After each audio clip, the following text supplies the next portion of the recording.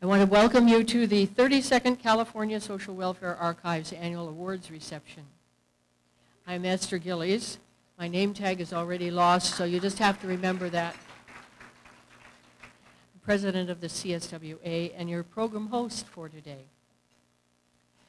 We hopefully have a very impressive program for you today and some remarkable awardees to present to you. But first, let me take just a few minutes to thank some of the many people involved in making this event and the work of the CSWA possible. I will be identifying a number of people in groups. When I call your name, please stand.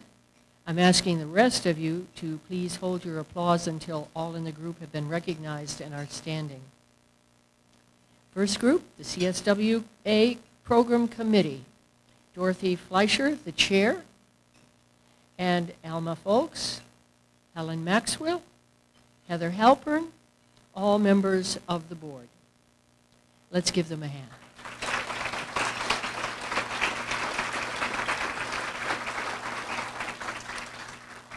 Other members of the CSWA board present today, Bill Dombrowski. I know Bill's here. There you are, Bill. Suzanne Dworak-Peck, Colleen Friend, Barbara Hitchcock, Mitch Mason, Asha Jayasinghe, and Claude Zachary.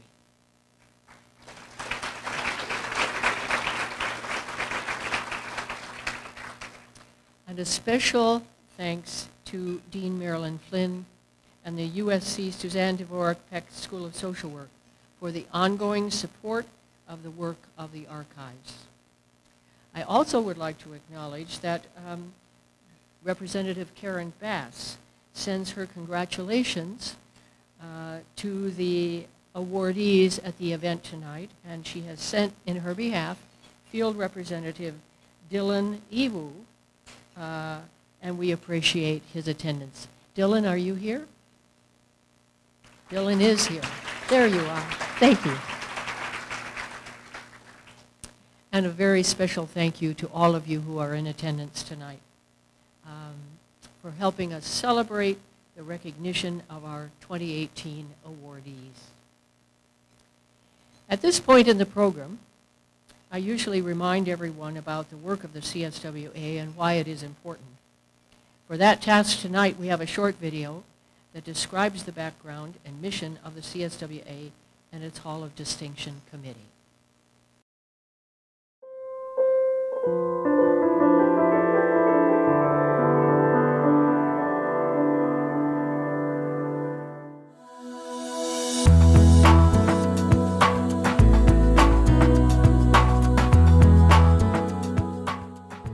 In 1979, the California Social Welfare Archives, CSWA, was established by a small group of dedicated social workers who were deeply committed to ensuring that the theories, knowledge, and understanding achieved by their generation were preserved for future scholars, social welfare advocates, and social workers.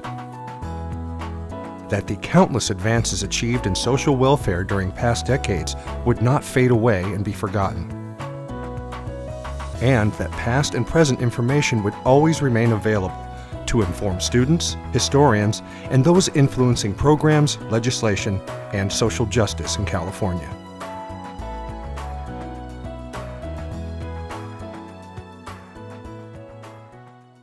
CSWA has evolved into a statewide, nonprofit organization affiliated with the USC Suzanne Dvorak-Peck School of Social Work and the USC Doheny Memorial Library Special Collections Department.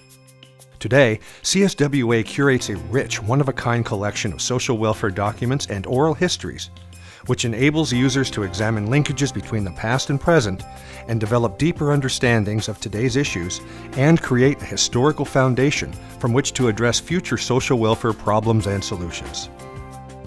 The archives houses over 400 collections of historical social welfare documents, some dating back to the 1880s.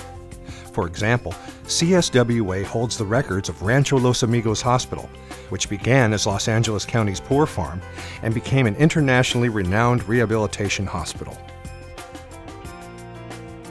CSWA's ever-expanding collection of over 125 oral history interviews, conducted over the past 3 decades, document the history and lessons of influential social workers and social welfare programs. These audio and video recordings have been accessed by thousands of visitors to the CSWA holdings and websites. I've had many wonderful conversations with my grandparents and with my parents, but you know, those conversations are all lost now because they were never recorded. The oral histories are something that we're going to treasure for years to come because these are not personal memories as much as they are memories of people that have made important and significant contributions to social work practice and policy. The California Social Work Hall of Distinction creates an ongoing legacy of the accomplishments of extraordinary social workers who have made significant and enduring contributions to California social welfare.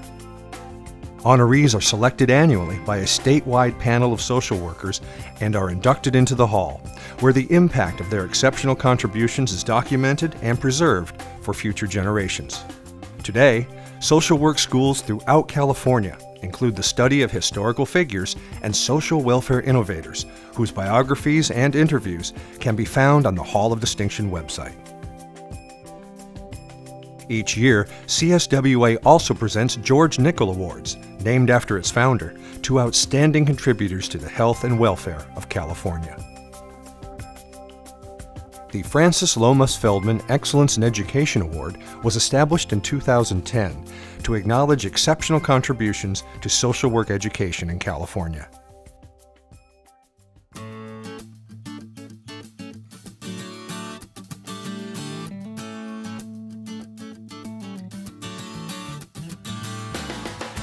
Join us today to support the success and the future of the CSWA. Please visit www.usc.edu/CSWA.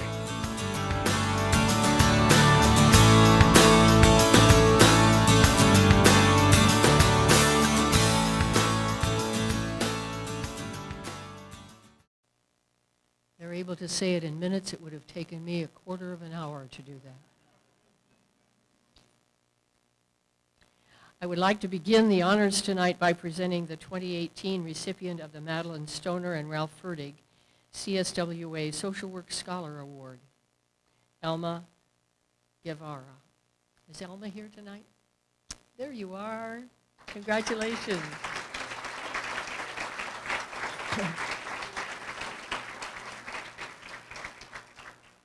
Alma is a student at the USC Suzanne Dworak-Peck School of Social Work and has been described as a brilliant, shining star with an exceptional future ahead.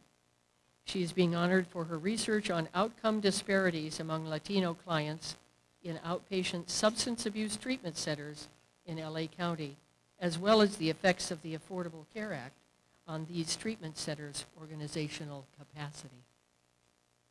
Congratulations, Alma.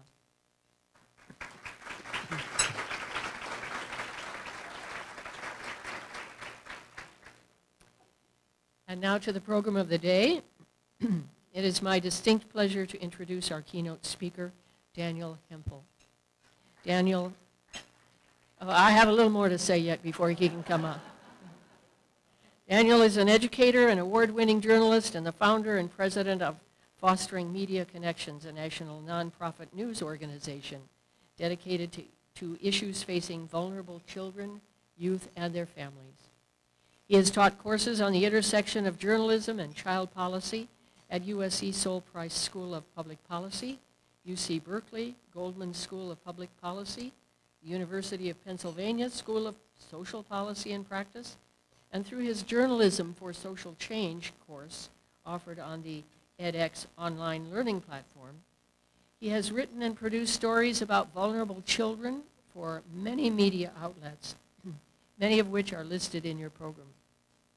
Daniel earned an undergraduate degree in anthropology from UC Santa Barbara, a master's degree in journalism at USC, Annenberg School.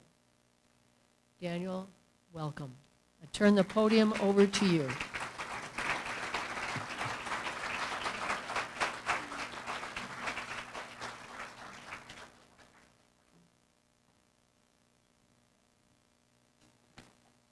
Hello, everyone. How are you?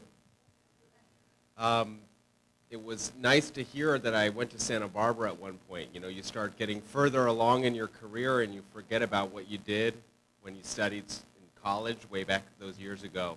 I'm exceedingly honored to be here tonight because the work I do is really focused on trying to tell the stories of vulnerable children and vulnerable populations. And throughout that work, I look out and I found many social workers that I look to understand the way these systems work, to understand how to find solutions to the problems that these children face, the children in the foster care system or the child welfare system. And I also know, and the reason why I really got into what I do, is that I noticed very early on that the popular narrative in the news media, the one that we all consume, is focused on these isolated cases of tragedy. A child's death, a social worker who missed the signs that something bad was going to happen. And the result is that you have a public perception out there that the system that serves these vulnerable children is broken, that the workers in it are inept, and this not only hurts the children that are in the system by virtue of associating them with this broken system, but it also hurts the workers, hurts the morale of the workers, and maybe equally importantly, hurts the opportunity for the public to have the political will to support these systems that serve not only children but vulnerable people. I think, you know, the government does a very bad job of promoting what the government does well. And in the field of child welfare, I think this is exceedingly true. And when we're talking about the work that drives me, it's really about changing what the perceptions of these systems are. How do you move past this isolated tragedy towards the more nuanced, full picture of what the system is? Not because that's a PR pitch, but because that's the truth. And that's what's important. And when we think about it, we're talking about an issue that's not about 437,000 children in the foster care system today in the United States. We're talking about rates of investigation of American children across this country, that by the time they turn 18, 1/3 of every child in America, according to researchers at Yale, will have been investigated for child abuse by their 18th birthday. For black families, that's 1 in 5. I mean, that's 1/2. So what you're talking about is a very big issue that has very big implications on the future of our society, and the way we cover it, I think, is inadequate, and that's why we developed the organization we did. And what I've mulled over throughout this time is the idea of journalism in the best interest of the child. So what that really means is that there has to be a marriage between the systems that serve children that are loath to have the reporter go in, or the juvenile dependency courts that are presumptively closed in half the states in the country.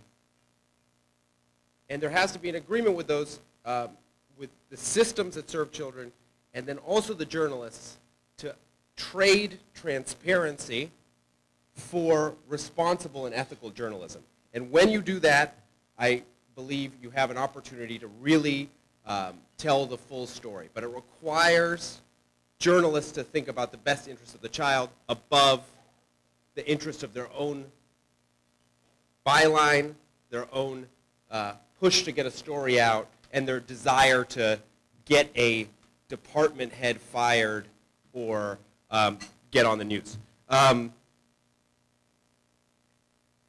So I'm going to talk briefly about some examples of my work and others' work that has sort of led me to evolve towards embodying this ethos of what I think coverage should be. And I'll leave with some ideas about how you make this kind of journalism, where you've got this marriage of the system and the journalists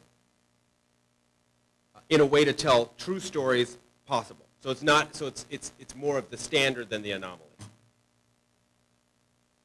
One of my first stories about foster care, I came across this, I knew I had written it, but I wanted to put it out of my mind.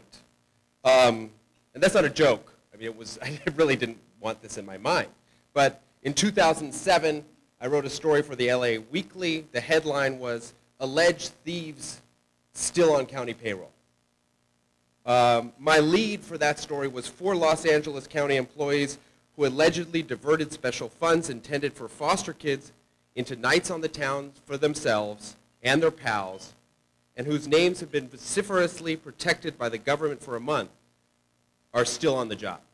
So this was a story about a mentoring unit within LA County's Department of Children and Family Services that had amassed a bunch of tickets to go to the play Wicked, which was the musical Wicked, which was very popular at the time. I see Mitch nodding. Maybe you remember this episode.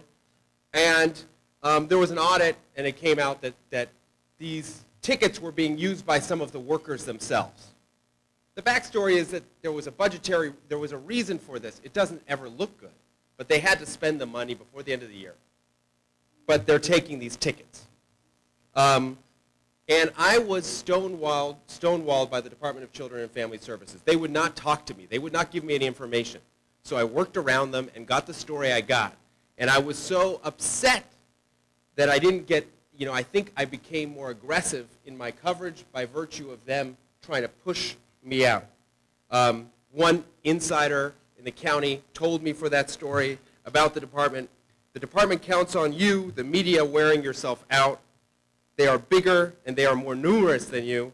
They go on like cockroaches after the nuclear holocaust. This is not my words. Everybody is dead and they are still there. So this was the quote about the way the Department of Children and Family Services treated reporters at that time. The result of this was years later I ran into a man named Bill Gay, who ran that mentoring unit. And Bill told me that after those stories, the unit got disbanded. So it's really hard to say that to a group of social workers. It's sort of a mea culpa on bad behavior. And that was a real telling moment for me, that the words that we put into newspapers have real power. And that's not the way we have to do it. But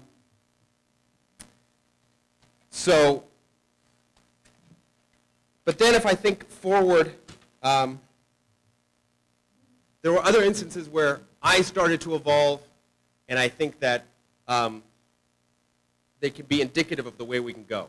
In 2012, the state of California was trying to implement the extension of foster care to age 21.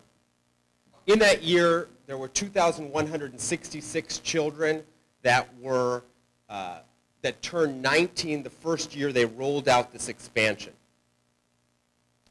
And because of that, to save money when they did the deal at the State House, they made it so this was phased in. So you had these 2,100 kids who were going to get kicked out of the benefits of the foster care system. There was a young man named David Colby, who was 19, who had Asperger's, who was in a foster home, but had gotten into UC Berkeley, and the Contra Costa County wanted to terminate his case because he had turned 19 during that year when the other kids were getting extension of foster care. Kind of arbitrary.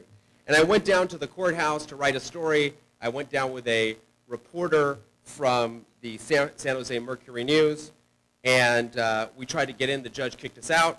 Simultaneously, Judge Michael Nash had opened the courts here in Los Angeles County, allowing reporters in. And so while we weren't able to get in, we were able to report around and get other outlets to cover that story. And that resulted in the state cleaning up this bubble and allowing kids like David and 2,000 others to get their services and get extended foster care that year. And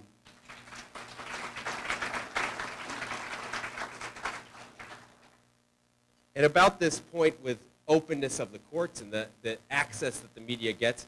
Also, while Judge Michael Nash was the presiding judge of the Juvenile Dependency Court, I had the incredible luck to work on a documentary film production with this beautiful life partner of mine, Lauren, wherein we were able to get access to the courts and bring videos into the courts and shoot an episode of Lisa Ling's show when it was on the Oprah Winfrey Network that told the story of the system. And I think the Department of Children and Family Services workers who helped us get that story done, and that the people who were involved, including the families. We met a young woman who had just had her child removed. We were there in the court when she was told that her baby wasn't going to go home with her. And we were there to capture that, and by virtue of the transparency we were given, because of the environment that Judge Nash had tried to produce and which DCFS had stepped into, we were able to produce something that won an award, the National Association of Social Workers Award, which I'm very proud of because it's the National Association of Social Workers, but more importantly, was able to tell a full story of what these systems are in a humane way and with transparency, with nobody getting burnt.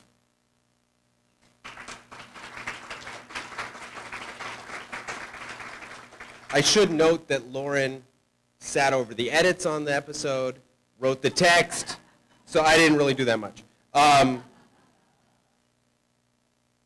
But you know, it was because it wasn't about stinging the system. It was about showing what was really happening. And that's the kind of storytelling we can do if we're willing not to focus in on only the salacious details and realize that the bigger stories are not the ones that always garner the headlines. The bigger stories are, I think, often the everyday work that social workers are doing and the everyday work and the everyday lives that these young people are leading. So more recently, I wrote a story about something to do with education policy in Rhode Island, okay? Rhode Island. It's a tiny state, but it's going through some stuff that will have some big implications. I'll just read you the lead of this story and tell you what happened. Her mother deported, her father incarcerated, 6-year-old V. Doe entered Rhode Island's foster care system in 2005.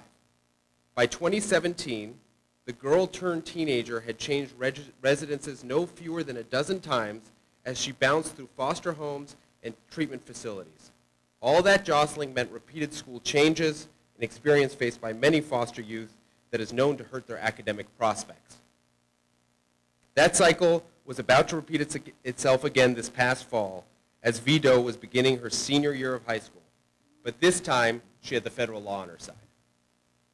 What happened is that in Rhode Island, there was a federal law, the Every Student Succeeds Act, which required that students that their schooling was paid for by the school district they were in before they made a school move. In this case, we wrote that story, and the importance here is that I didn't need to use the young girl's name. I could just tell it from the documents I had. I didn't need to go diving into the pieces of her life. Another outlet picked it up, and just this month, or just late last month, the state of Rhode Island's state legislature issued some legislation to try to fix this up for girls like V. Doe. And this is these cases where when you are able to tell stories honestly that are not focused on all the terrible things, you can get real change to happen.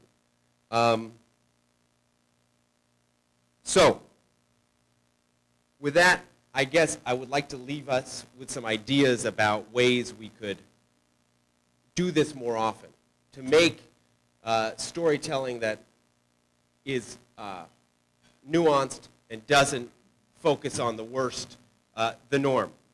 And we spend all of our time trying to talk to other media outlets and get them to understand how to cover the nuances. Jacquelyn and I were laughing about how hard to get all the requisite context into a story it is.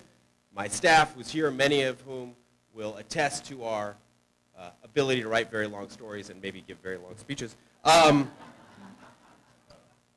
But we're working on it every day. Years ago, there was a California, the Alliance for Children's Rights had run a bill to try to make sure that the courts were presumptively open, as Judge Nash tried. That's something that I think could be revisited in the future. There is a movement afoot wherein you have members of the public, Court Watch New York City, Coalition to End Money Bond in Chicago, Court Watch NOLA. These are various organizations where people are going in and watching the functioning of the courts. I think this is another thing we can do. And in closing, I definitely want to know what people think when we get a chance to talk later, but if the system can afford transparency and the media can respect the lives of the people they cover, I think you can have a chance at journalism that does the best for the children in the system. And I think that that's what we're going to need if we're going to engender the kind of political will sufficient to meet what is a very big issue, especially given the wide dispersion of child abuse. So I appreciate the archives, and thank you very much. Oh, Q&A.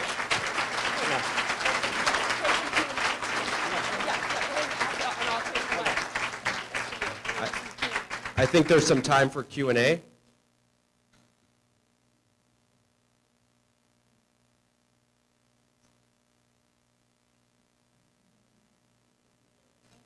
Yes. So, Daniel, I saw that today you wrote a story on Families First, and I just wonder if you might give us a little sort of a capsule of how you think it's going to affect California, because California was not necessarily for it passing. So. Yeah. And you've got Carol Schroeder here, who runs the California Alliance for Children and Families, who probably knows why California was not in favor of the law better than I do. You know, when the president signed this spending bill last month, it included the largest reform to child welfare since the entitlement that pays for child welfare was created in 1961.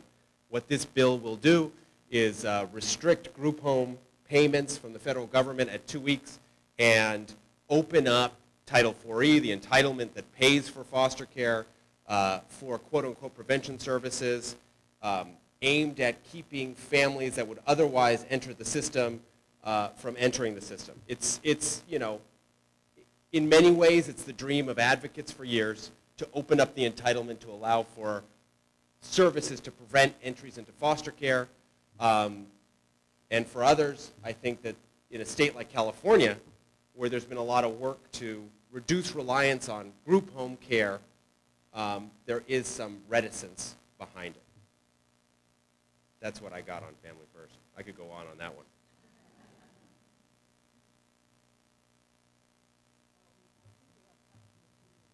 Yeah, Dylan's got a question. Hey, Daniel. Hey. Thanks. Great stories. So I'd like to say we do have Hollywood right in our backyard. And I want to know, based on your experience and what you think is possible, what role is there for media in shaping the policy landscape and furthering the discussion around child welfare and foster care? Are you talking in terms of like entertainment, or are you talking about just media more broadly speaking? Media broadly speaking, with an emphasis on movies. Okay. Well, I think that you've seen quite a bit of education from shows like This Is Us and The Fosters. There have been mainstream vehicles that have taken it, have been able to take these issues more into the mainstream than our publication, for example. So I think that there's a lot of strength in doing that, and I know that, you know, your boss can call a meeting and bring together some producers and get them to think about storylines that they should be integrating into their shows, into their TV. So I think that you all would be well positioned to do that.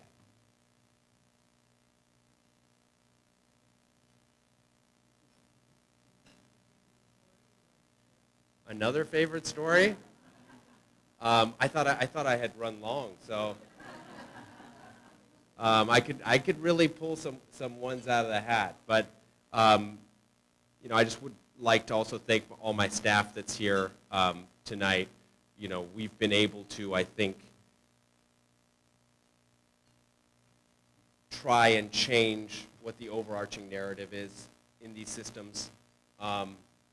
And that's been a real privilege, and I'm just lucky that every day I've got a group of people that I get to go to who are excited to cover sometimes the minutia of child welfare, juvenile justice, and the broader systems that affect children.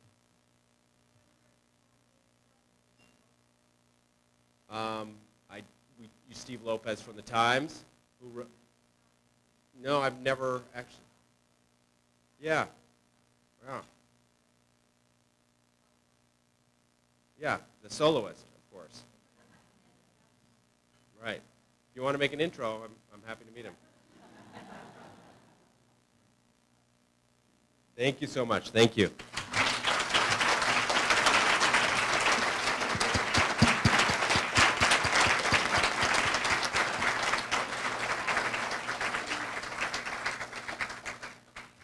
Daniel, the work that you and your teams are doing is so critical, not only to the public perception of child welfare and what social workers do on a daily basis, but for the children themselves. I remember one time that I was at an event where a child was being honored and given a scholarship to college. She was an excellent student, and she was going to go to college, fully paid, going to college.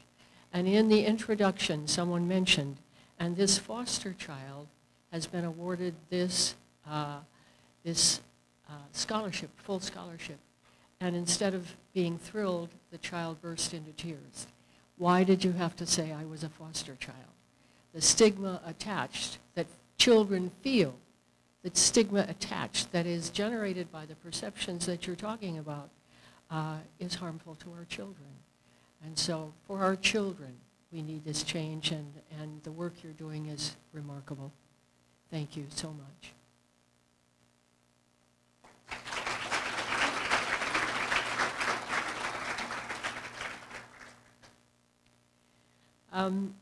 We're now going to the award part of the program, beginning with the George Nickel Awards. The George D. Nickel Awards were established by the CSWA in 1987. Ancient history for some of you. For me, it was just yesterday. They were named in honor of the man identified by Francis Feldman as the primary founder of the California Social Welfare Archives. The awards have been made each year since to individuals whose contribution to California social welfare have been outstanding and warrant special attention and recognition. The list of past honorees is in your program. Some of them are with us here tonight. Monica White. Monica, would you stand?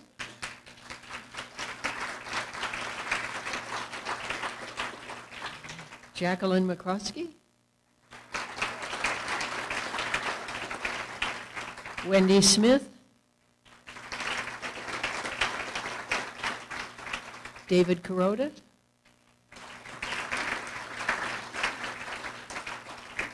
Suzanne Dworak-Peck.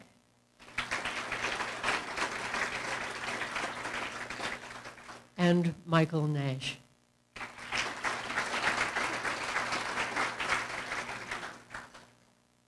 For over 30 years, we've gathered to celebrate social workers and community activists who have made significant contributions to social welfare in California. So let's begin tonight's presentations. You'll note on your program that it says Dean Flynn is here to present this first award. You'll also note in the room there is no Dean Flynn. Dean Flynn was so sorry to report that she's been ill, canceled I think 2 or 3 days of appointments over the last week, and so is not able to join us tonight, but she's certainly here in our thoughts and is sorry that she cannot be with us. However, we are fortunate to have another exceptional social worker with experience and insight into our first honoree's work to step into this role. To present the George Nickel Award for Outstanding Contributions to Social Welfare, I am pleased to introduce Dr. Wendy Smith.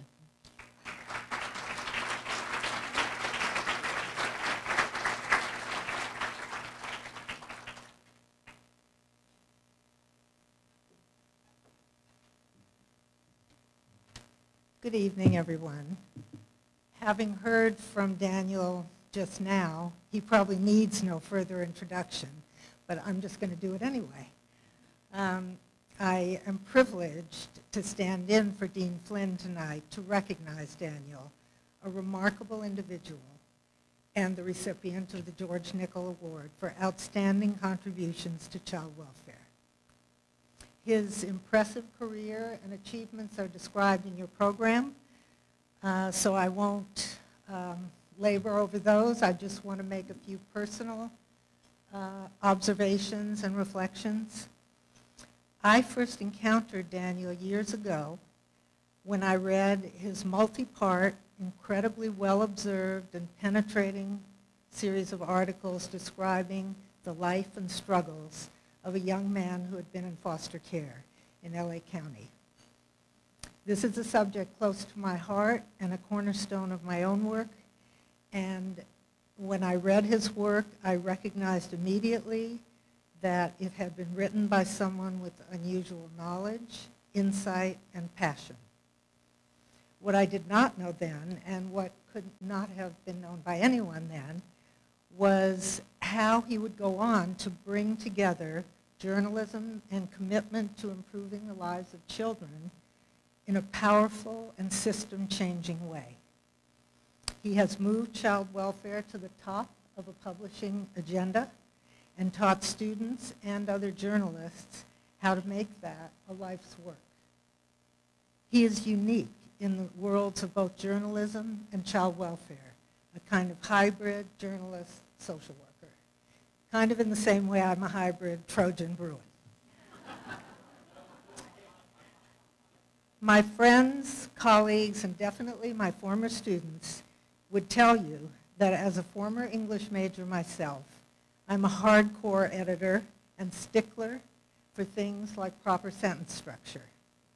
I've always enjoyed finding the great idea in what someone is writing and then helping them clear the language clutter away so that the idea shines forth. I'm telling you this because Daniel has also been my occasional publisher and editor, and the Chronicle of Social Change has been home to a few things I wrote. I can tell you that the experience of having Daniel as my editor was both humbling and thrilling. He is demanding and he is supportive. He has shown me how to hone and refine my message, all the while encouraging me to be ever bolder. Freedom of the press is always vital to a democracy. We are living in a moment now more than ever before in my lifetime, and that's a long lifetime, and even more than in the Nixon era. We depend on journalists to keep the truth on the front page. Daniel does that. We're living in a time when boundaries are transgressed daily in all the wrong ways.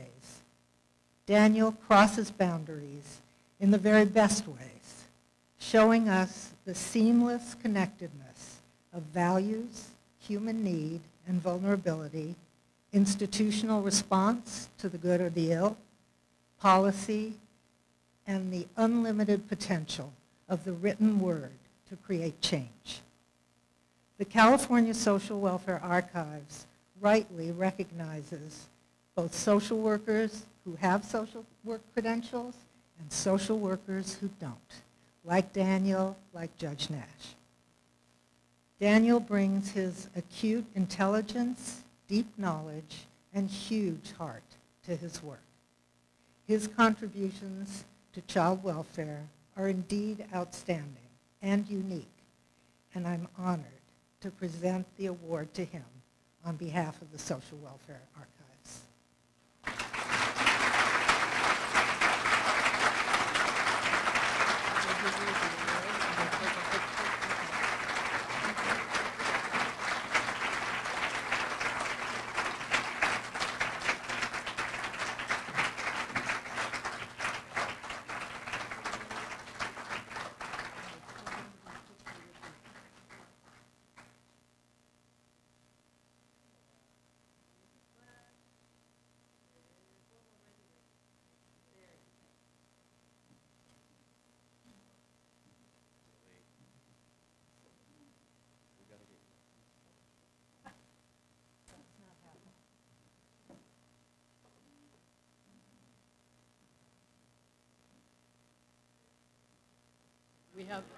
we have plenty of time.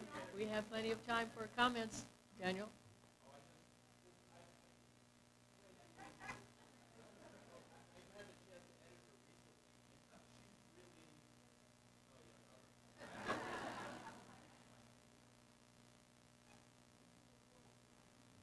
You don't, I've been up and down here quite a few times. I really know the road.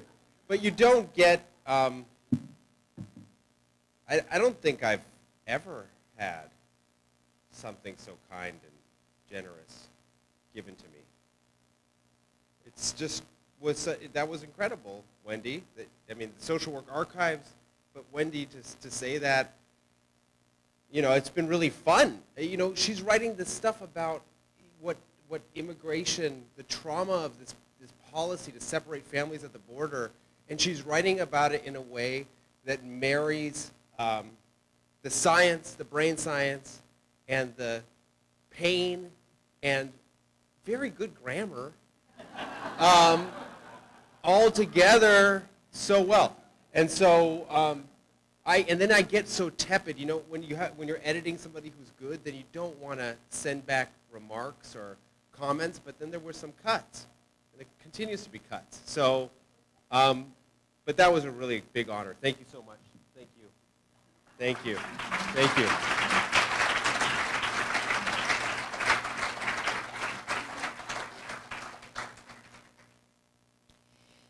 To present the George Nickel Award for Outstanding Professional Services by a Social Worker, we are pleased to have with us Dr. Jacquelyn McCroskey, John Milner Professor of Child Welfare at the USC Suzanne Dvorak-Peck School of Social Work. Please welcome Jacquelyn.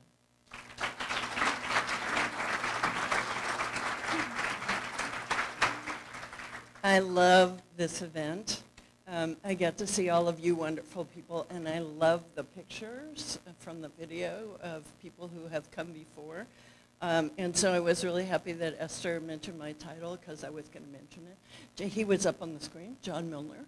John Milner was really, really important in terms of the development of child welfare here in California and in LA, and he did it from the USC School of Social Work. And so I got to know John. He was a great supporter of the school, and it's really important, the work that the Social Welfare Archives do. It's fabulous in so many ways. I'm also really delighted to be able to introduce my colleague and friend, Alex Morales.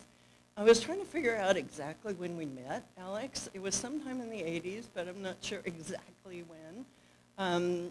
Alex came to Children's Bureau of Southern California, where I had been working with the then director, Judy Nelson, to try to figure out how to evaluate some home-based services programs. And it was, turned out, going in homes is really different than staying in your office and having people come to you. And so we were trying to figure out, how do you count for that, how do you, anyway. And Alex came in at about that point in time, and we all together, along with a fabulous staff at Children's Bureau, developed something called the Family Assessment Form, which I'm really proud is still in use. Yay. Because it speaks to the power of having the people who actually do the work, developing the instruments and the measures for how you know good work when you see it. Alex and I also work together on the LA Roundtable for Children, along with somebody else who was up on the, I don't know if she was up on the screen, but she's listed in your brochure, Celeste Kaplan. And we've worked on a lot of other things over the years that I won't remember all of them, but he's been a very good friend and a very close colleague for a long time. And so having the Social Welfare Archives recognize Alex in his professional achievements. Alex is a consummate social worker. He is a visionary. And that's exemplified not only by where he's led Children's Bureau in this time, in his creation of the Magnolia Family Center, and his godfathering of the Magnolia Community Initiative. For those of you who don't know, the Magnolia Community Initiative is recognized around the world as one of the exemplars of community building efforts, and it's right around the corner from our school. So that works. So Alex and Children's Bureau have graciously hosted students and faculty and events and all kinds of things over there. We recently recruited him to teach for us. So that's pretty wonderful too. He's also very humble. So when he says his remarks, I fully expect him to say, I didn't do any of those things all by myself. And certainly he didn't. He's also a fabulous team leader and has assembled a wonderful staff at Children's Bureau and amongst the many partnerships. I think the Community Initiative has something like 75 partners or something. Community Initiative covers a 500-block area, and so just figuring out who the 75 partners are in that area is one accomplishment, but really engaging community and residents of the community in this work at the very ground level is really an extraordinary accomplishment. Those of you who remember C.P. Snow, who basically said there are two cultures. There's the scientific culture and there's the humanist culture, and never the twain shall meet. Well, we're trying very hard in social work not to make that be the case anymore. But Alex is also an example of someone who is a scientist, and your undergraduate major was, I was going to say physics, but then I thought I'll probably be wrong. So he's a physicist and a social worker. It's not the most usual combination, but it turns out to be a really good one. He's a very clear thinker, very interested in the proof, the evidence, and the demonstration of what works, and he's also an amazing social worker and humanist in his interaction skills with everybody. He exemplifies strengths-based practice, which is something we say a lot but can't always figure out how to do. And I think one of the things I admire most about you is your belief in the capacity of everybody, from the children, youth, and families that Children's Bureau and you serve, as well as the organizations and the whole community, to rise to the occasion and to be able, if given the opportunity, to realize their full skills and their full potential. So it is truly an honor to be able to introduce Alex Morales, and I'm just so pleased you're accepting an award from the Social Welfare Archives. It's fabulous.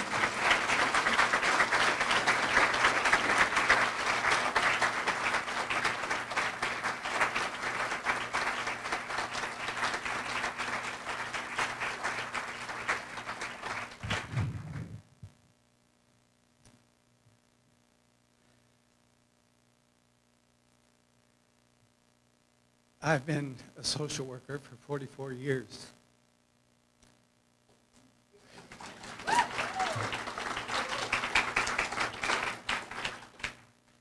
I don't know how I got here.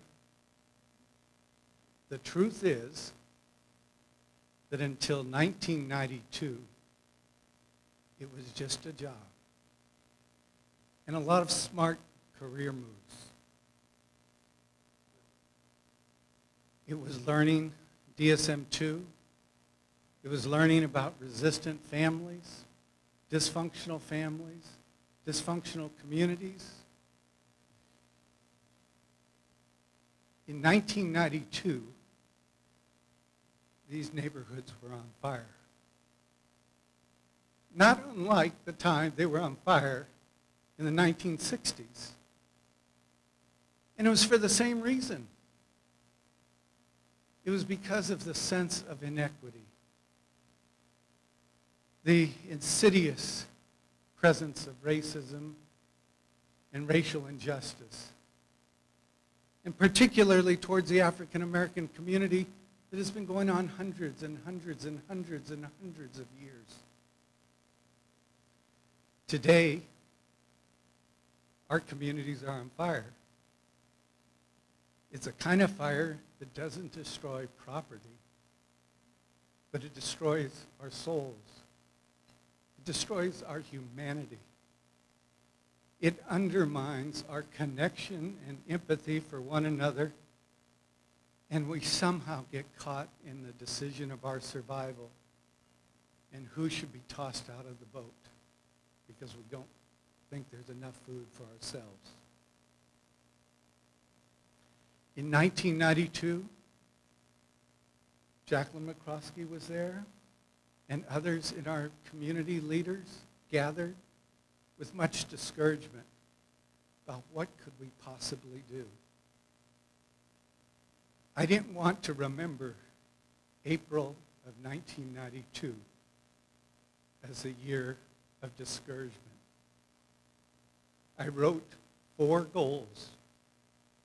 1, related to the kind of parent I wanted to be. 2, the kind of father I wanted to be. 3, the kind of person I wanted to be. And 4, the kind of difference I wanted to contribute to. I have read those goals every day since that April of 1992.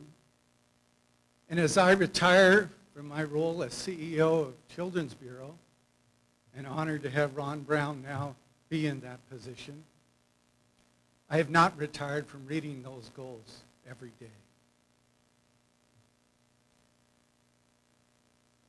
I changed from it being a career to being my mission, to being my ministry, to being my fun.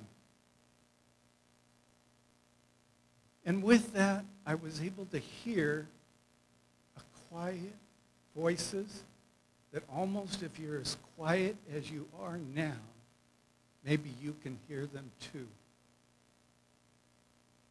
In the 70s, in the 60s, it had become apparent because of new knowledge from X-ray technology that when broken bones occurred, hospitals were able to X-ray and discover those bones were twisted, not broken in the way the parents had said.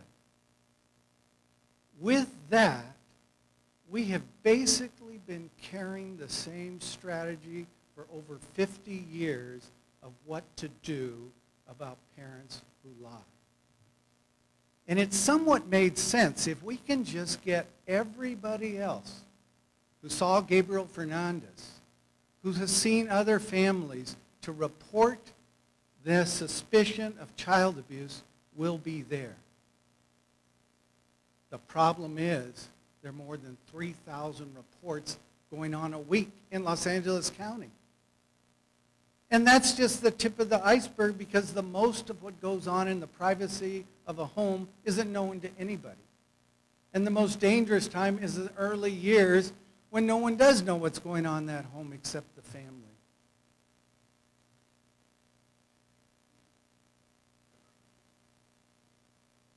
What I started listening to is not the voice of reason from the medical field saying if we can just get people to report what they see. I started thinking, I started listening. I hear the voice of the child in the womb saying, can you help me? Can you spare me from all the social ills that rob my parents of their future? And I started to hear with that the voice of the parent saying, can you help me give my child a better life than what I had? I didn't hear the resistant family or dysfunctional family in that voice. And then I can hear the unspoken words, the regret of the foster child that's not spoken, but it's there. I wish somebody could have helped my family so I wouldn't have to be here. So I wouldn't have to be moving from home to home or institution to institution and out to homelessness. Those are the voices that have driven the importance of moving from the traditional way that our society has approached social problems is to treat them after the fact.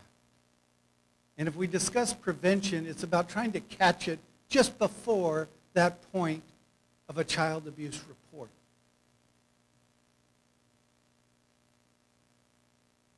If I apply a sports analogy, baseball, soccer, basketball, you have the moment in time you're playing defense and the moment in time you're playing offense. Our traditional solutions that we use in our society to come after the fact are the defense. They try to keep the problem from getting worse. But you can't score points if you don't play offense. That's the power of prevention. And the challenge that we have in our society today, and it's not just since the Great Recession, it's not just the president that we have, it's an era that we're living in of limited financial investment by government and limited financial resources of philanthropy. We need a new strategy. We need innovation. We need new ways to approach prevention and to get to the scale of the problem under the limitations of those financial resources from government and philanthropy. And what I'm learning is you can find new resources. It can lead to organizations behaving in a different way, providing services but then going beyond services to provide what we all benefit by, our social connection, important knowledge and information that we need, support to give us the resiliency that we need in tough times.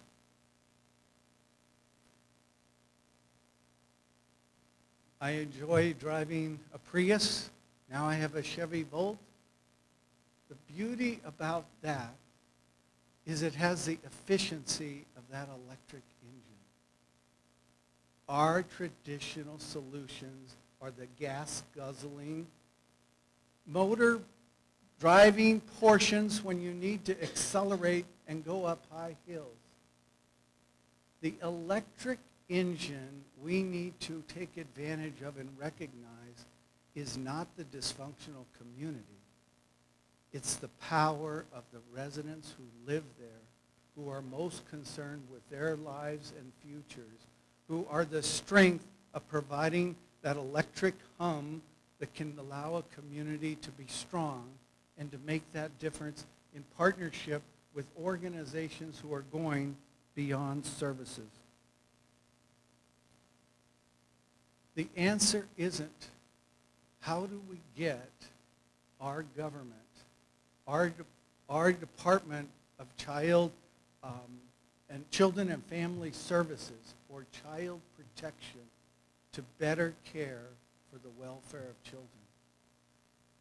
We need to be able to broaden the ownership in our society for the care of those children.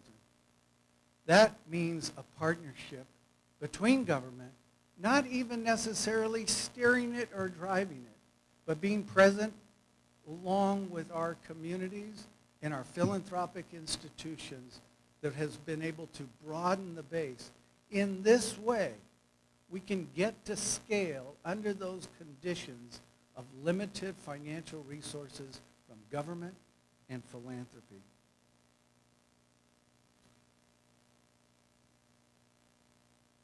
Almost anything can be achieved if my ego and your ego and the egos of our institutions don't get in the way. We need to move in this era, and I'm excited to be part of what's now starting to take root, of moving from the field of child welfare to the field of the welfare of children. From moving from prevention to wellness. That's where our future is. That's where the future of the children's lie. That's our calling. That's why I'm not retiring, to find my small portion of what I can contribute. I'm here because I woke up, because I started listening to that pain. I started hearing those other voices. I started taking the support from many of you in this room who've been calling for these actions to take place and helping them move forward. Thank you for this award. I accept it as an inspiration to our field, as pride, as social workers, to have a noble purpose, a career. People spend most of their lives trying to be successful. Social work allows you to be significant. Once upon a time, while walking through my very ordinary life, I met Martha, and life has been extraordinary ever since. Thank you, Martha.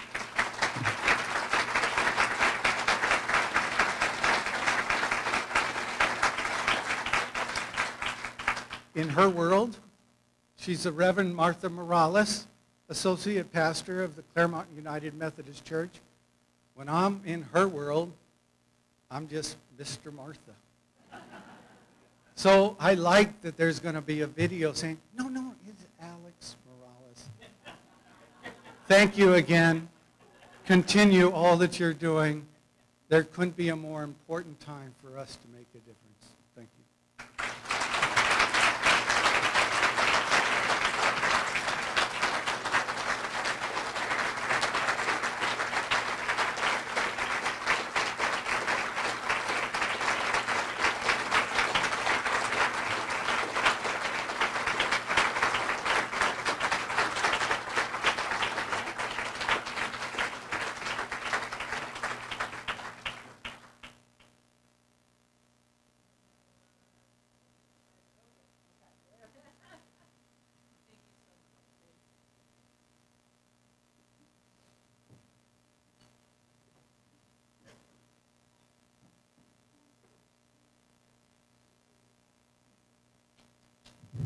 Alex, absolutely inspirational.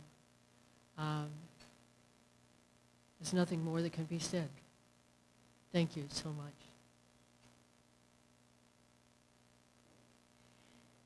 In 2010, the CSWA introduced the Francis Lomas Feldman Excellence in Education Award in honor of Frances Feldman, one of the founders of the CSWA and a professor emerita at our school until her death in 2008. The award is presented annually to acknowledge extraordinary contributions and innovations in social work education. Susan Van Zabern, Director of Riverside Department of Public Social Services, DPSS, was unable to be here today, but wanted to make sure that the department had the opportunity to express its gratitude to Dr. Nelson, the recipient of this award this year. They wanted to acknowledge the years of dedication and support of the department staff. So, given that we're in the age of technology, we'll present Susan Van Zabern. Good evening, everyone. I am Susan Van Zabern, Director of the Riverside County Department of Public Social Services. It is truly an honor and a privilege to share with you some of the accomplishments of Dr. Tena Nelson and why we believe she is so deserving of the esteemed Francis Lomas Feldman Excellence in Education Award. Dr. Nelson is a graduate of the USC School of Social Work, and she remains friends with many professors, notably Sam Taylor and Francis Feldman. She also collaborated with and maintained relationships with all subsequent School of Social Work deans, including Marilyn Flynn. In 2005, Dr. Nelson and her late husband, Festus Webley, received the prestigious W. June Simmons Distinguished Alumna Award for outstanding accomplishments in the field of social work. For many years, Dr. Nelson held the position of Staff Development Officer in the Riverside County Department of Public Social Services, where she facilitated supervisory and management training courses for the department.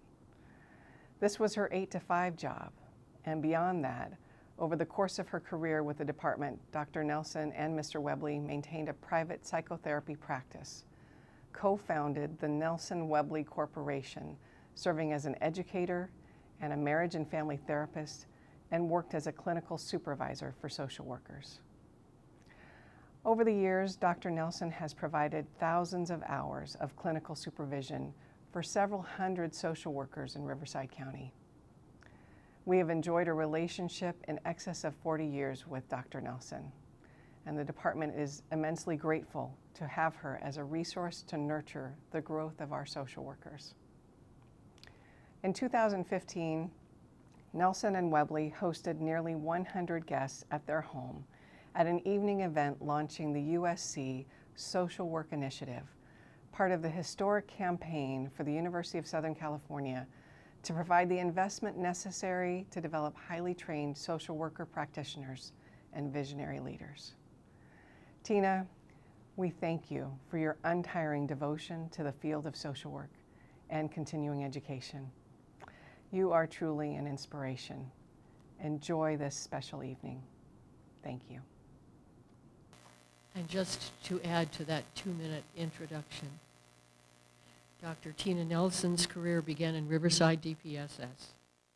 Over the years, her impact as an instructor, a counselor, or mentor for social workers in both the public and private sectors expanded to reach hundreds, but I think maybe that's been thousands, Tena, of social workers in Southern California. In 1980, she and her late husband, Festus Webley, established a clinical licensure program. This enriched the individuals with whom they worked and resulted in improved retention of the professional staff working in Riverside DPSS. She and her husband were instrumental in creating opportunities for off-site professional training for DPSS social workers. They partnered with universities, beginning with USC in 1986. This first program was offered at the Riverside County Department of Public Social Services. It provided classes at convenient locations and times to accommodate the schedules of full-time employees and make it possible for public employees to secure an MSW. This program was so successful that the need for a professional school of social work in the area became clear and led to the creation of the MSW program at the California State University, San Bernardino, where in 1991, Dr. Nelson became Director of Field Education. Dr. Tena Nelson has contributed to and enhanced professional social work education in the Inland Empire across a broad scope of practice. She provided access to education for degree candidates, offered licensure preparation, and provided post-degree continuing education.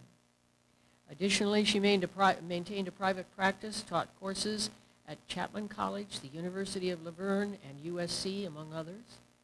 She also presented training workshops for a wide array of organizations, including San Bernardino Behavioral Health Services, the San Diego Public Child Welfare Academy, and Orange County Healthcare Agency, just to name a few. Today, the California Social Welfare Archives is honored to present to Dr. Tena Nelson the Francis Feldman Excellence in Education Award. Tena?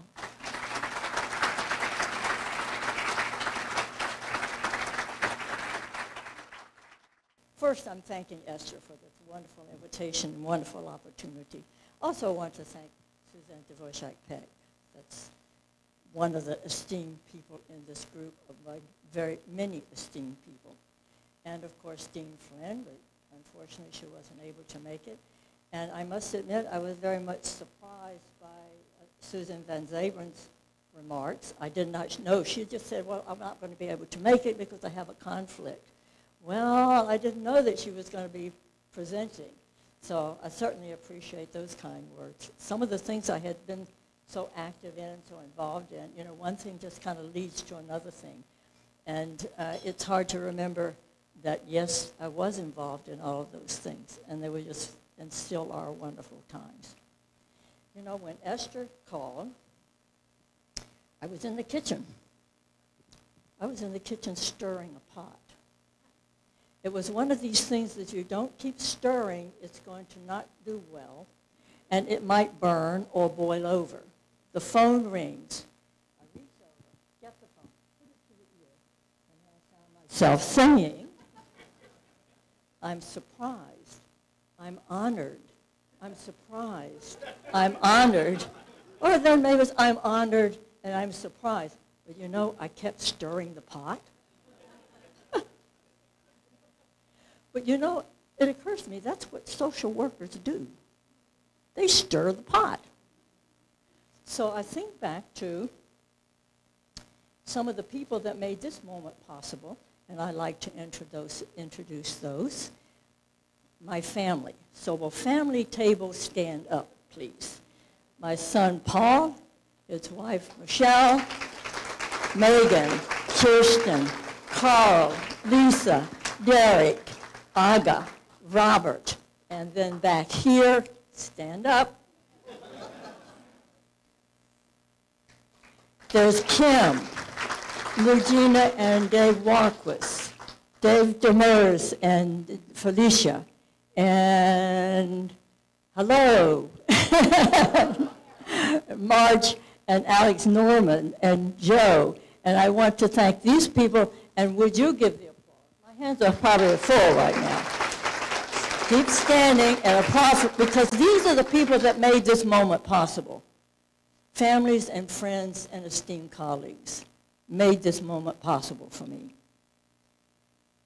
So I really appreciate them in doing that. Let me get back to my notes, friends. When I think about stirring the pot, what I remember about that is that that's exactly what Frances Feldman did. She, up until the time that she passed away, she was stirring the pot. And so she was a practitioner. She was a manager. She was a community organizer. She was a researcher. She was a writer. In a word, she was a social work leader. And she was always stirring the pot. You know, I remember seeing a picture of her, and the last picture I saw from her, my husband and I would go over to her house from time to time and talk about social work stuff, and she always had some other venture she was taking forward. And so then she was stirring that pot, getting us going on a new adventure, getting us going on a new theme, all of which was very important, of course, to the work that we were doing. But I remember that last picture, she was at a computer. She must have been well into her 90s at a computer. And it wasn't too long after that that I had read that she had passed away. I have no doubt she had passed away while writing something on this computer. So she was always promoting. She was the person who did the research on the meaning of money. We were talking about the foster care system and how money is important to driving that system. So she wrote about meaning of money and the meaning of work to people. Sometimes we forget about those things in relationship with the meaning of money and the meaning of work. She was instrumental in bringing industrial social work to the West. She was instrumental in promoting and advocating for employee assistance programs. EAP, just about every organization these has an EAP program. That was Frances Feldman. And of course, she was one of the founders of this organization. So to follow in her footsteps, I have no doubt that she would give me great approval for being in the child welfare field. My passion is to help people, as Susan von Zabern had indicated. My passion is to help people put clinical social work back into social work.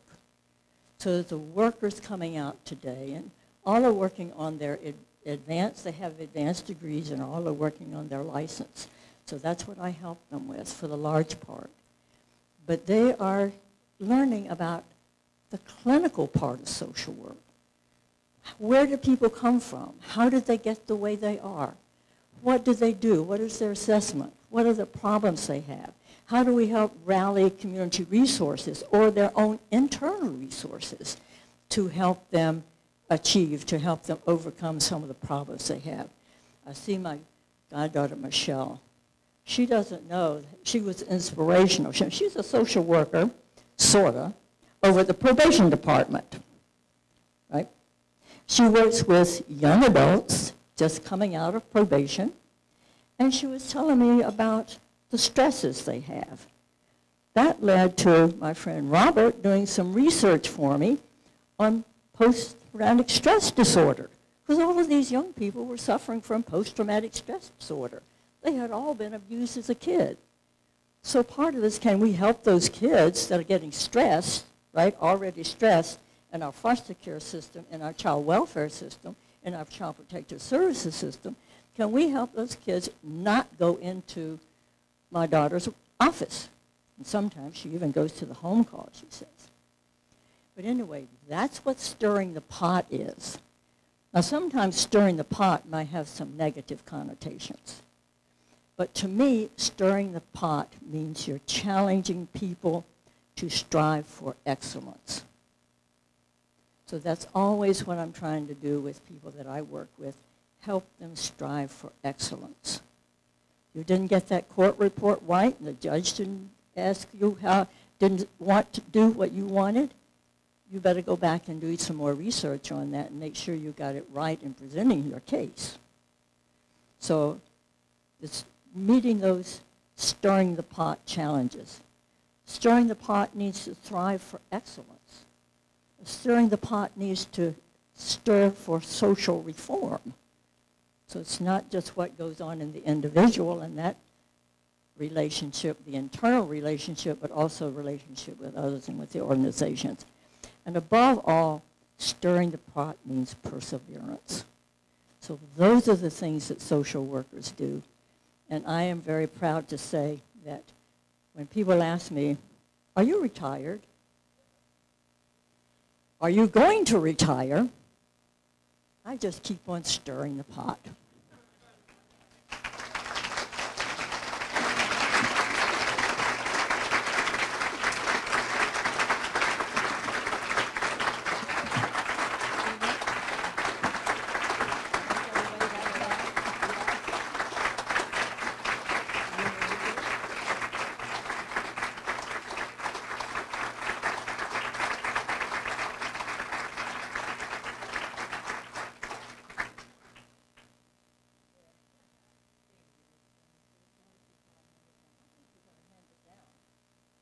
And I promise it was just tea.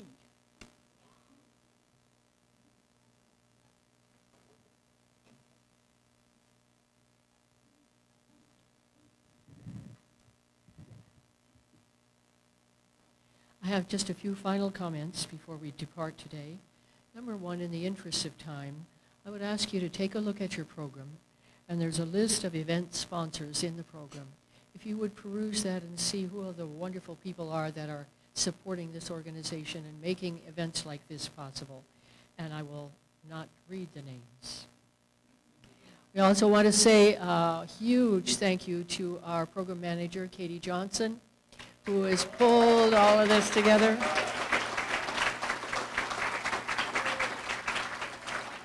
And I want to thank all of you for your attendance and support. And two final issues. One, if you're not going to be using your name badges for any other event or occasion, there's a box in the back of the room if you drop your badges in that box. And the final announcement, some people missed the dessert bar. At the closing, please go check out the dessert bar and indulge. So, and with that, we look forward to seeing you again soon. Thank you so very much.